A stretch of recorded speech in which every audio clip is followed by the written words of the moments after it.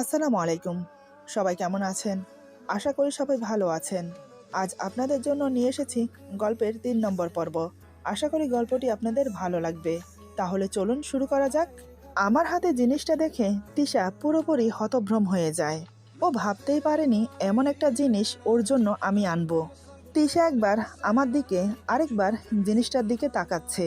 কি বলবে আমাকে কিছুই বুঝতে পারছে না। আমি বললাম, কি হয়েছে? অমন করে কি দেখছো? তিশা বলে, না মানে এটা তো মেহেদি। আমি বললাম, হ্যাঁ মেহেদি। আজ আমি তোমার হাতে মেহেদি দিয়ে দেব। তিশা একটু অবাক হয়ে আমার দিকে তাকায়। আমি বললাম, এখানে অবাক হওয়ার কি আছে? আমি কি পারি না তোমার হাতে মেহেদি লাগিয়ে দিতে? তিশা কথা না বলে চুপচাপ নিচের দিকে তাকিয়ে আছে, কেমন যেন ইতস্তত করছে। আমি বললাম, আমি কিন্তু মেহেদি লাগাতে পারি না, মানে কোনো ফুল টুল আঁকতে পারি না। সে তারপরও কোনো কথা বলছে না, চুপচাপ নিচের দিকে তাকিয়ে বসে আছে। এবার কিন্তু আমার খুব রাগ হচ্ছে। আমি বললাম, অস্বস্তি বোধ করছো কেন? আমি কিন্তু তোমার স্বামী। বিয়ের পর একজন স্ত্রীর কাছে তার স্বামী সবচেয়ে আপন বন্ধু। এই বন্ধুর সাথে হেসে কথা বলতে হয়, আর বিষণ্ণতা লুকিয়ে রাখতে হয়। আসার সময় মেহেদি নিয়ে আসলাম তোমার হাতে লাগাবো বলে। দেখি, হাত দাও, তোমাকে মেহেদি দিয়ে দেই। যদিও আমি মেহেদি দিতে পারি না। আচ্ছা, আমি মেহেদি যেমনই দিয়ে দেই, যদি হাত বিশ্রী দেখায় তাহলে কি মন খারাপ করবে? সে মাথা নাড়িয়ে বোঝায় না। আমি ওর হাত ধরে চোখ বন্ধ করে ভাবতে লাগলাম কোন হাতে আমি মেহেদি দেব। আমাকে চুপচাপ চোখ বন্ধ করে ভাবতে দেখে তিশা বলে, কি হলো? আমি বললাম, না কিছু না, আসলে আমি ভাবছি কোন হাতে মেহেদি দেব। এবার আমি ওর বাম হাত ছেড়ে দিয়ে ডান হাত ধরে আমার পায়ের উপরে রাখলাম। এরপর আমি মেহেদির টিউবটা খুলে ওর হাতে এলোমেলো করে এঁকে দিচ্ছি। মেহেদির কালার দেখে তিশা বলে, এই মেহেদির কালারটা এমন কেন? কোনো মেহেদির কালার নেই, মেহেদির কোনো গন্ধ নেই, কেমন যেন একটা পোড়া পোড়া গন্ধ। এটা কিসের মেহেদি? আমি বললাম, এটা এটা স্পেশাল মেহেদি। এটা আমি অর্ডার দিয়ে বানিয়েছি বিশেষ করে তোমার জন্য। তবে হ্যাঁ, একটু জ্বালা করবে। আর এই মেহেদির রং এত সহজে যাবে না, দেখে নিও তুমি। তিশা বলে, হুম। আমি ওকে মেহেদি দিয়ে দিচ্ছি, আর সে এই দৃশ্যটা চুপ করে তার চোখে এঁকে নিচ্ছে। এলোমেলো করে মেহেদি দেওয়ার কারণে পুরো হাতে মেহেদি লাগাতে তেমন একটা সময় লাগলো না। আমি বললাম, মেহেদি লাগানো সুন্দর হচ্ছে না, তাই না? তিশা বলে, কে বলেছে? খুব সুন্দর হয়েছে। আমি ওর চোখে তাকিয়ে একটু রাগী রাগী ভাব নিয়ে বললাম, মিথ্যে বলছো কেন? এটাকে সুন্দর বলে? তুমি দেখছি সত্যিটাই বলতে পারো না। খুব খারাপ তিশা, খুব খারাপ। আর কখনো মিথ্যে বলবে না, কেমন? আমার কথার কি প্রতি উত্তর দেবে সে বুঝতে পারে না। আমি মেহেদি লাগাতে লাগাতে বললাম, আমার কাছে কথাটা লুকিয়ে রেখেছো কেন বলো তো? তিশা এবার একটু ভ্যাবাচাকা খেয়ে যায়। তিশা আমতা আমতা করে বলে, কোন কথা? আমি মুচকি হেসে বললাম, আজ থেকে 3 দিন আগে আমি বাসায় 30 মিনিট আগে এসেছি, কিন্তু তোমাকে বাসায় দেখতে পাইনি। আমি বসে বসে তোমার জন্য অপেক্ষা করতে লাগলাম। ঘড়ির কাঁটা বরাবর 30 মিনিট পার হওয়ার পর তুমি বাসায় আসো। তুমি আসার পর যখন তোমাকে জিজ্ঞেস করলাম যে কোথায় গিয়েছিলে, তখন তুমি বলো বান্ধবীর সাথে দেখা করতে গিয়েছিলে। তোমার কথা শুনে আমি আর কিছু বলিনি, কিন্তু এতটা সময় পার হয়ে গেল, অথচ তুমি আমার কাছে এখনো সত্যটা বলনি। আমি অপেক্ষা করেছিলাম তোমার সত্যটা শোনার জন্য। ভেবেছিলাম তুমি নিজে থেকে আমাকে সত্যিটা বলবে। আমি কিন্তু সেদিন ঠিকই তোমাকে দেখেছি বেলকনি থেকে, তোমার পুরনো বয়ফ্রেন্ডের সাথে। তার বাইকের পেছনে তার কাঁধে হাত রেখে বসেছিলে। এই হাত ওর কাঁধে রেখেছিলে, তাই না? আমার কথা শুনে তিশা চুপ করে থাকলো। এই চুপ থাকার অর্থ আমি বুঝতে পারলাম না। আমি বললাম, উত্তর দাও। তিশা তারপরেও চুপ করে আছে। এদিকে সে হাত বারবার নাড়ছে। বুঝতে পারলাম ওষুধ কাজ করতে শুরু করেছে। আমি ওর হাত শক্ত করে ধরে আছি। ধীরে ধীরে ওর হাতের জ্বালা বাড়ছে, সাথে ওর ছটপটানি। চোখের কোণায় জল চিকচিক করছে, কিন্তু মুখে টু শব্দ করছে না। আমি বললাম, কি ভুল হয়ে গেছে? তিশা মাথা নেড়ে বুঝায় ভুল হয়ে গেছে। আমি মুচকি হেসে বললাম, আর এমন করবে না কেমন? তুমি জানো, কেউ আমার সাথে এমন করলে না আমার খুব রাগ হয়। এমনিতে আমি মানুষটা অনেক ভালো, কিন্তু এই ভালো মানুষটার রাগ যখন বেড়ে যায় তখন কি করে ফেলি নিজেও ভেবে পাই না। পরে আমি খুব অনুশোচনা করি, এই কাজটা কি আমিই করেছি? আমাকে এমন অনুশোচনায় ফেলবে না, ঠিক আছে? আমার কথা শুনে আর আমার মুখ দেখে তিশা ভয় পেয়ে যায়। আমি বললাম, এই দেখো, মেয়ে ভয় পেয়েছে। এদিকে হাতের জ্বালা বেড়ে দ্বিগুণ হয়ে গেছে। এতক্ষণ যাও দাঁত মুখ খিচে হজম করছিল, এখন আর পারছে না। অন্যদিকে হাতও ছাড়াতে পারছে না, কারণ আমি হাত শক্ত করে ধরে আছি। তিশা এবার কান্না করে দেয়। কান্না করতে করতে বলে, আমার হাতে জ্বালা করছে, আমার হাত ছেড়ে দিন, আমি হাত ধোবো। আমি বললাম, সে কি, এই মাত্র মেহেদি লাগালাম, ভালো করে কালার না আসার আগেই ধুয়ে ফেলবে? Very bad Tisha, very bad. আরেকটু অপেক্ষা করো। তিশা বলে, আমি আর পারছি না, হাত জ্বলে যাচ্ছে আমার, প্লিজ আমাকে হাত ধুতে দিন।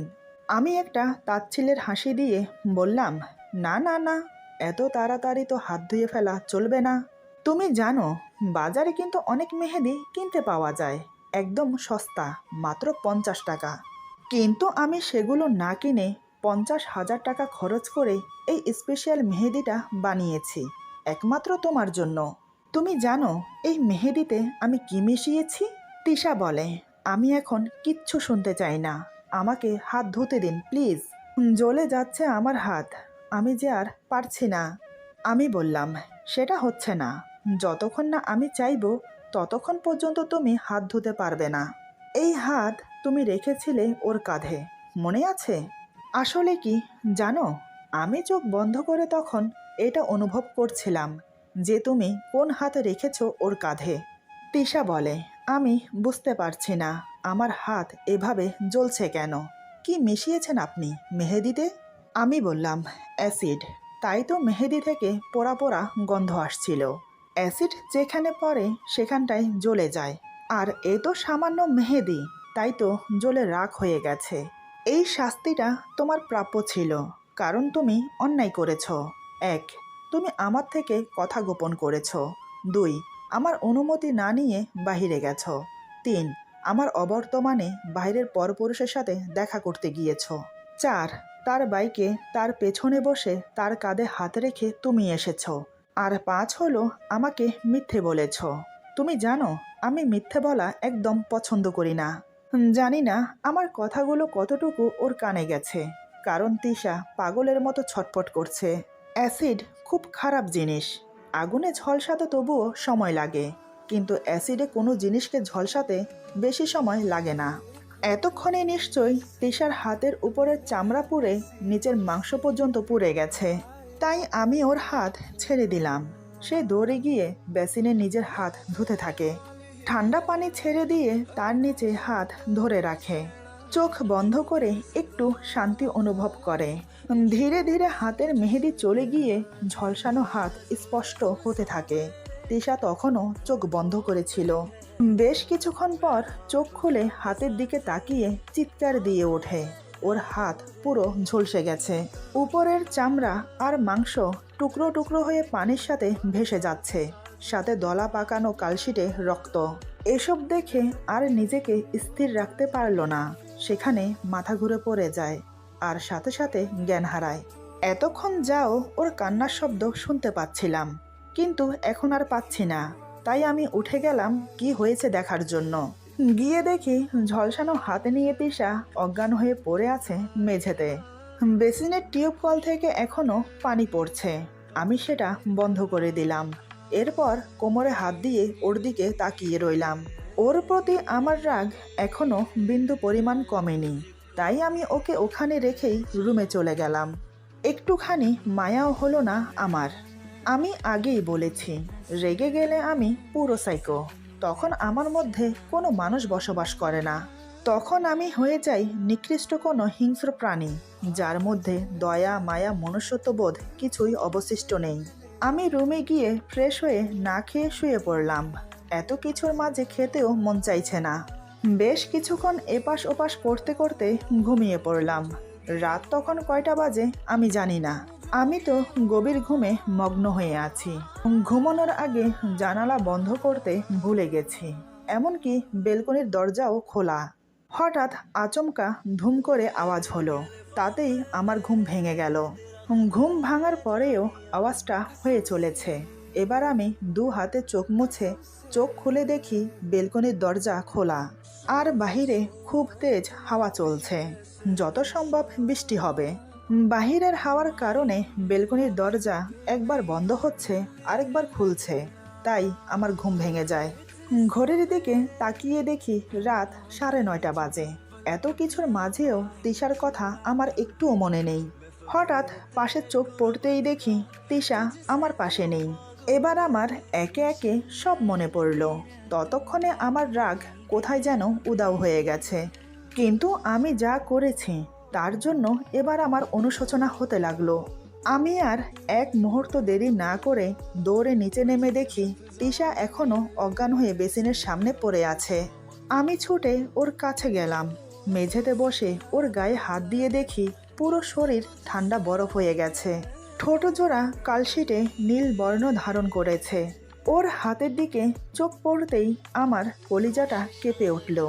এই জঘন্যতম কাজটা যে আমি করেছি রাগের মাথায়, আমার বুঝতে বাকি রইল না। এটা আমি কি করে ফেললাম? কেন যে আমি নিজের রাগ কন্ট্রোল করতে পারি না? কি করব আমি এখন? আমি আর ভাবতে পারছি না।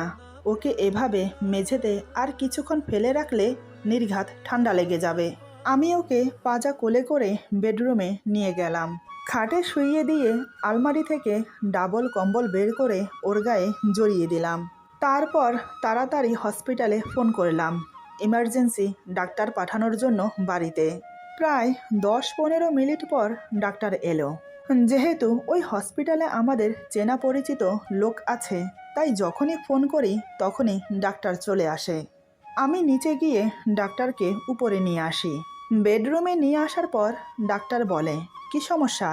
আমি বললাম, হাত পুড়ে গেছে। ডাক্তারকে আমি ওর হাত দেখালাম। ওর হাত দেখার সাথে সাথে ডাক্তারের মুখ বিকৃত করে বলে, উফ, কি বেদনাদায়ক! কিভাবে পুড়ল এটা?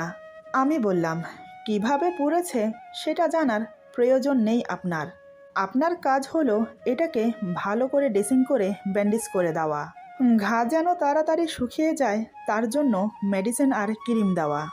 ডাক্তার বলে, দেখুন, আমি ড্রেসিং করে ব্যান্ডেজ করে দিচ্ছি, ঘা শুকানোর জন্য মলম মেডিসিন সব দিচ্ছি। কিন্তু কি জানেন, হাতের ঘা শুকিয়ে যাবে, কিন্তু এই গর্ত সহজে পূরণ হবে না। আপনি দেখতে পাচ্ছেন হাতের চামড়া মাংস পুড়ে গিয়ে হাড্ডি দেখা যাচ্ছে। আমি বললাম, আপনি কি বলতে চাইছেন? ডক্টর বলে, আমি বলছি ওনাকে হসপিটালে ভর্তি করান। আমি বললাম, সেটা পরে দেখা যাবে। আপনি এখন আপাতত ভালো করে ড্রেসিং করে ব্যান্ডেজ করে দিন, প্লিজ, আর দেরি করবেন না। ডাক্তার আমার কথা মতো ড্রেসিং আর ব্যান্ডেজ করে মেডিসিনের একটা ফর্দ ধরিয়ে দিয়ে চলে গেল। যাওয়ার সময় বলে গেল 2 দিন পর পর ড্রেসিং করে ব্যান্ডেজ করাতে হবে। ডাক্তার চলে যাওয়ার পর আমি সোজা উপরে চলে আসি। তিশার সামনে দাঁড়িয়ে ওর মুখের দিকে তাকিয়ে আছি। আজ আমি ওকে খুব কষ্ট দিয়ে ফেলেছি। বিয়ের এখনো 1 মাস হলো না, তার আগেই আমি ওকে এত বড় একটা শাস্তি দিলাম। কি করে যে আমি ওর কাছে ক্ষমা চাইব তা আমি নিজেও জানি না। আমি এবার ওর মুখের সামনে হাঁটু গেড়ে মেঝেতে বসলাম। ওর ব্যান্ডেজ করা হাত আমার হাতে নিয়ে অন্য হাতে হাত বুলাতে লাগলাম। মুখের কাছে এনে গভীরভাবে একটা চুম্বন করলাম। আচ্ছা, আজকের পর থেকে ও আমাকে কি ভাববে? নিশ্চয়ই আমাকে আজকের পর থেকে খুব ভয় পাবে। আমাকে দেখলেই ভয়ে পিছিয়ে যাবে, নাকি আমার সাথে কথা বলবে না? আচ্ছা, যদি ও আমাকে ছেড়ে চলে যায় তাহলে আমার কি হবে? না না, আমি এসব কি ভাবছি? ও আমাকে ছেড়ে যাবে না। ওর জ্ঞান ফিরলেই আমি ক্ষমা চাইব। কথাগুলো মনে মনে ভেবে আমি উঠে পড়লাম। রাত এখন 11টা বাজে। এখনও ওর জ্ঞান ফিরছে না। এবার আমি ওর পাশে শুয়ে পড়লাম। আজকে আর মাঝখানে বালিশ দেওয়া হয়নি, কারণ আজ আমি তিশাকে আমার বুকে নিয়ে ঘুমোবো। ওর শরীর যে এখনও ঠান্ডা হয়ে আছে, ওর এখন একটু উষ্ণতার দরকার। তাই আমি ওকে আমার বুকের ভেতর ভরে নিলাম। বাহিরে খুব বৃষ্টি হচ্ছে, সাথে দমকা হাওয়া, যার ফলে প্রচুর ঠান্ডা পড়ছে। তিশাকে বুকে নিয়ে আমি ওর মাথায় হাত বুলিয়ে দিতে লাগলাম। ওর মুখের দিকে অপলকহীনভাবে তাকিয়ে আছি। তিশার শরীরের মিষ্টি গন্ধটা বারবার আমার নাকে এসে লাগছে। আমাকে ওর প্রতি দুর্বল করে দেওয়ার জন্য ওর শরীরের এই মিষ্টি গন্ধটাই যথেষ্ট। আমি এবার ওকে 4 হাত পায়ে আষ্টে পিষ্টে পেঁচিয়ে জড়িয়ে ধরলাম। কপালে আলতো করে চুমু দিয়ে ওর বন্ধ করা চোখের দিকে তাকিয়ে রইলাম। আবার ওর কপালে ছোট ছোট করে আলতো করে চুমু দিলাম কয়েকটা। ওর গাল আমার গালের সাথে লাগিয়ে চেপে ধরে রাখলাম। আমি ওর কানের কাছে ফিসফিস করে বললাম, I love you Tisha, I love you so much, but I am sorry, I am really sorry. আমাকে ক্ষমা করে দাও। আজ আমি তোমাকে অনেক কষ্ট দিয়ে ফেলেছি। রাগের মাথায় তোমাকে কষ্ট দিয়ে এখন সেই কষ্টে আমি ভুগছি। আর কখনো তোমাকে কষ্ট দেব না। তুমি শুনতে পাচ্ছ আমার কথা? আমি তোমাকে ভালোবাসি তিশা, খুব বেশি ভালোবাসি। কথাগুলো বলতে বলতে কখন যে চোখ থেকে 2 ফোঁটা জল ওর মুখের উপর পড়ল বুঝতে পারলাম না। এক সময় নানান কথা চিন্তা করতে করতে ওকে নিয়ে ঘুমিয়ে পড়লাম। সারা রাত তিশাকে আমার বুকে রেখেই ঘুমিয়েছি। ভোরের দিকে তিশার জ্ঞান ফিরে। জ্ঞান ফিরতেই দেখে আমি ওকে জড়িয়ে ধরে ঘুমোচ্ছি। তারপর হাতের দিকে তাকিয়ে দেখে ওর হাত ব্যান্ডেজ করা। এবার ওর মনে পড়ল কালকে রাতের কথা। ও তো বেসিনের কাছে অজ্ঞান হয়ে পড়ে গিয়েছিল। তাহলে বেডরুমে খাটের উপর এলো কি করে? আর আমার হাত ব্যান্ডেজ করলো কে? কথাগুলো ভেবে এবার ও আমার দিকে তাকায়। আমার দিকে তাকিয়ে থেকে মনে মনে বলে, এই লোকটাকে দেখে কেউ বলবে যে লোকটা কতটা খারাপ? সামান্য একটা বিষয় নিয়ে এত ভয়াবহ শাস্তি কেউ কাউকে দেয়? আমি তো ভাবতেই পারিনি ভালো মানুষের মুখোশের আড়ালে এত ভয়ানক একটা মুখোশ আছে। আচ্ছা, আমার এখন কি করা উচিত? এই লোকটার সাথে সংসার করা উচিত, নাকি এই লোকটাকে ছেড়ে চলে যাওয়া উচিত? আজ সামান্য একটা ভুলের জন্য এত বড় একটা শাস্তি দিল আমাকে। যদি আবার কোনো ভুল করি তাহলে কি অপেক্ষা করছে আমার জন্য? আচ্ছা, ওনার কি একটুও লজ্জা করছে না আমাকে এতটা কষ্ট দিয়ে আবার আমাকে জড়িয়ে ধরে ঘুমোতে? তিশা কথাগুলো ভেবে নিজেকে আমার থেকে ছাড়িয়ে নিল। তারপর উঠে ওয়াশরুমে গেল। এক হাত ব্যান্ডেজ করা, তাই অন্য হাত দিয়ে কোনোরকম ব্রাশ করে মুখ ধুয়ে বেরিয়ে এলো। এরপর চুপটি করে খাটের এক কোণে বসে রইল। এখনো ভোরের আলো ফোটেনি। এদিকে আমার গায়ের উপর থেকে কম্বল সরে গেছে, তাই আমি ঠান্ডায় কুকরিয়ে জড়থর হয়ে ঘুমিয়ে আছি। এটা দেখে তিশা উঠে এসে আমার গায়ে কম্বল টেনে দিল। তারপর ঠিক আগের জায়গায় গিয়ে বসে পড়ে। ওর হাত এখনো কনকন করে ব্যথা করছে, হালকা হালকা এখনো জ্বালা করছে। দেখতে দেখতে সকাল 7:30 বাজে। তিশা এবার রান্নাঘরে গেল আমার জন্য চা বানাতে। কারণ যদি সকালে চা না পেয়ে আমি আবার রেগে যাই, তাই। একটা মেয়ে তার স্বামীকে কতটা ভয় পেলে নিজের কষ্ট যন্ত্রণাকে আড়াল করে স্বামীর খেদমত করে, তা তিশাকে দেখলেই বোঝা যায়। সে যে এখন আমাকে বাঘের মতো ভয় পায়। কাল যে রূপ আমার দেখেছে, এরপর আর বুঝতে বাকি রইল না যে রেগে গেলে আমি কি কি করতে পারি। তিশা কোনো রকম চা বানিয়ে আমার জন্য নিয়ে এলো উপরে। চাটা টেবিলের উপর রেখে আমাকে ডাকলো। যদিও ওর মন চাইছে না আমার সাথে কথা বলতে, কিন্তু ওই যে ভয়, তাই সে আমাকে ডাকে। এই যে শুনছেন, সকাল হয়ে গেছে, আপনার চা নিয়ে এসেছি, উঠে পড়ুন, চা ঠান্ডা হয়ে যাবে। কয়েকবার ডাকার পর আমার ঘুম ভাঙল। আমি উঠে বসে চোখ খুলে দেখি তিশা বাঁ হাতে আমার চায়ের কাপ ধরে আছে। এবার আমার চোখ পড়ল ওর ব্যান্ডেজ করা হাতের দিকে। আমি ঝটপট উঠে দাঁড়ালাম। তারপর ওর হাত থেকে চায়ের কাপটা টেবিলে রেখে ওকে খাটে বসিয়ে দিলাম। আমি এবার মেঝেতে ওর পায়ের কাছে বসে পড়লাম। আমার এমন কাণ্ড দেখে তৃষা আবার হকচকিয়ে যায়, মনে মনে ভয়ও পাচ্ছে এটা ভেবে যে আবার কি হতে চলেছে। এদিকে আমি ওর পায়ের কাছে বসে ওর ব্যান্ডেজ করা হাতের উপর হাত রেখে হাত বুলাতে থাকি। কি বলে কথা শুরু করব আমি বুঝতে পারছি না, মাথা নিচু করে আছি অপরাধীর মতো। হঠাৎ তৃষা আমতা আমতা করে বলে, কি কি কি হয়েছে আপনার? আপনি ঠিক আছেন তো? এই কথাটা আমার জিজ্ঞেস করা উচিত ছিল ওকে, সেখানে ও আমাকে জিজ্ঞেস করছে আমার কিছু হয়েছে কি না। এবার আমি সোজা ওর চোখে চোখ রাখলাম। আমি বললাম, ভুল হয়ে গেছে আমার, আমি অনেক বড় ভুল করে ফেলেছি। রাগের মাথায় এমন একটা জঘন্য কাজ করে ফেলেছি আমি আমি আমি এখন কি বলে তোমার কাছে ক্ষমা চাইব? জানি না আমি আদতেও ক্ষমার যোগ্য কিনা। তারপরেও বলছি, I am sorry, I am really really sorry. বিশ্বাস করো, রেগে গেলে আমি নিজের মধ্যে নিজেই থাকি না। আমি তখন বুঝতেই পারি না আমি কি করছি, এটা আমার করা উচিত কি না। করে ফেলার পরে তখন আমার অনুশোচনা হয় যে আমি এটা কি করে ফেললাম।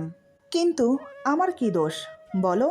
আমি তো তোমার বয়ফ্রেন্ডকে একটা চাকরি দিয়েছিলাম, তোমাদের সম্পর্কটাকে একটা নাম দিতে চেয়েছিলাম, কিন্তু সেই জায়গায় যে সে পাল্টি দেবে আমি কি করে জানবো?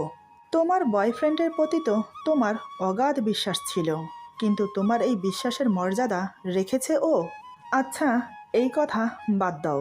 তোমার সাথে আমার বিয়ে হয়েছে 30 দিন হয়েছে আজ।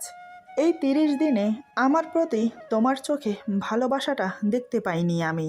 আচ্ছা, তুমি আমাকে বলো, এই 30 দিনে আমি চাইলেই তোমাকে আমার নিজের করে নিতে পারতাম, তার জন্য তুমি আমাকে বাধাও দিতে পারতে না, কারণ আমি তোমার স্বামী, আমার সম্পূর্ণ অধিকার আছে তোমার উপর। কিন্তু আমি সেটা করিনি। জোর করে সব পাওয়া যায়, কিন্তু কারো ভালোবাসা পাওয়া যায় না। আমি চুপ হতেই হঠাৎ তৃষা আমাকে যা বলল তা শুনে নিস্তব্ধ হয়ে গেলাম আমি। ভাবতে পারিনি এমন কিছু বলবে ও আমাকে। মেয়েটি এমন কেন? ওর চাহনির গভীরতা দেখে আমি পুরো হতভ্রম হয়ে পড়ি। এমন আচরণ করছে যেন যেন কি বলবো আমি। এরপর যা হলো।